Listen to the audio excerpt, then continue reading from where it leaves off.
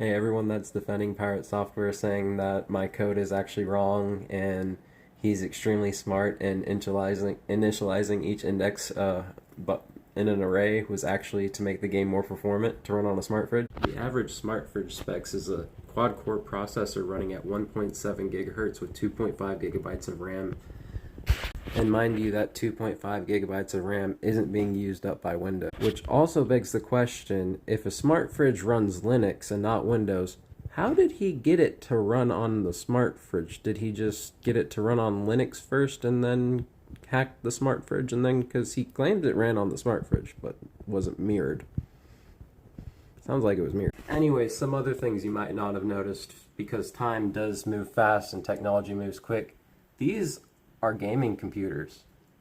Yeah, they're about the size of a pack of English Pokemon cards. If you've ever picked up a booster box of Pokemon cards, you know they're not that big. And these can run Fortnite, okay? There's a whole slew of new computers that are these mini computers that are honestly the future, because we're becoming overpopulated and people need more space and don't have room for things like this. So these new computers are so small they can even run Windows 11 and still get the job done. Yes, they may be a Celeron, but if you're not a gamer, that doesn't matter. And running a 2D game on a Celeron isn't anything new or special.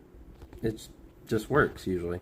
There's even these really small things called microcontrollers, and people have managed to get things like Doom to run on some of the smallest and fastest ones. On Amazon, with returns, these things cost like $5 to $10 each. Even most of those microcontrollers could run Heartbound in most of my 2D games I've made. Here's a little Wi-Fi clock I made.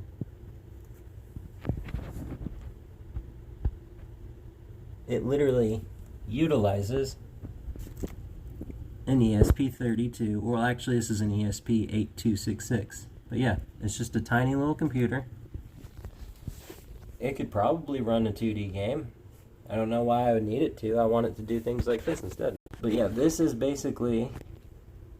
smart device. It's a smart clock actually. It's a Wi-Fi smart clock.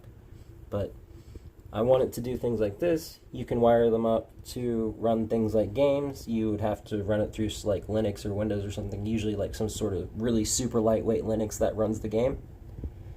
But I don't want to do that. I like having my little Wi-Fi clock, making things like this.